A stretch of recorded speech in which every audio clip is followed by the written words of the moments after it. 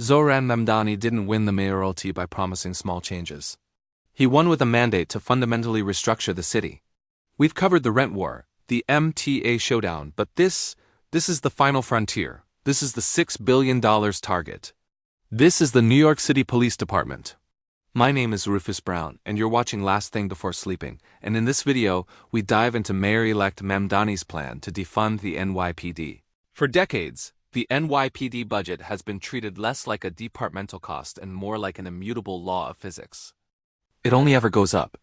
But Mamdani, who campaigned explicitly on defunding and reallocating resources, is now on the verge of forcing the big cut, a plan to shift hundreds of millions of dollars away from policing and into what he calls upstream: public safety, mental health, housing, and youth services. The immediate reaction from the NYPD's powerful Police Benevolent Association, PBA, was not negotiation. It was a declaration of war. They view this as a radical and dangerous betrayal of the public trust. The stakes couldn't be higher. Mamdani's political legitimacy is tied to executing this promise, and the PBA is fighting to ensure this precedent never sees the light of day. This video breaks down Mamdani's specific plan, where the money will actually go, and the scorched earth political campaign the NYPD union is launching to stop it. To understand the conflict, you must understand the scale. The NYPD budget currently sits around $6 billion. That budget is not just for patrol cars and precincts. It's a massive financial ecosystem. Roughly 90% of that money goes into personnel, salaries, benefits, and most critically, overtime. For years, critics have argued that the city relies on massive, often unchecked overtime pay to manage police schedules, effectively padding the budget by hundreds of millions annually, money that could be redirected immediately. But the real power lies not just in the money, but in the Police Benevolent Association, or PBA. The PBA is arguably the most politically influential union in New York, with a massive war chest and a history of defeating or entirely neutralizing mayors who dare challenge them. Their strategy is simple. When threatened, they mobilize a dual attack. First, they leverage their immense PR machinery, launching ad campaigns suggesting that any cut to the budget will lead to immediate spikes in violent crime. Second, they can organize slowdowns, unspoken, coordinated reductions in enforcement, where arrests and ticket writing dry up overnight. The result? A public perception of rising lawlessness, all timed perfectly to sabotage the mayor. Mamdani knows this is coming, and he is preparing for an unprecedented level of political pressure. Mamdani's plan is not simply about cutting the police, it is about reallocation. The progressive argument is that the police have been assigned too many responsibilities they aren't trained for, often making social problems worse. Mamdani's plan targets a 10% reduction in the operating budget, approximately $600 million, in the first fiscal year, focusing on non-enforcement related duties. Here is the breakdown of the three key areas where that $600 million is promised to go. A. Mental health and crisis response. This is the centerpiece. Mamdani proposes creating NYC well response teams, mobile units staffed by EMTs, social workers, and mental health professionals, not police. These teams would take over the majority of 911 calls related to homelessness, substance abuse, and mental health crises, drastically reducing police involvement in situations that often escalate unnecessarily. B. School and youth investment. A significant portion of the funds are earmarked for public schools. This includes hiring hundreds of additional school counselors and social workers, replacing the current deployment of armed school safety agents who are NYPD employees. The goal is to address the root causes of youth crime and truancy through supportive services, not discipline. See housing and unsanitary conditions.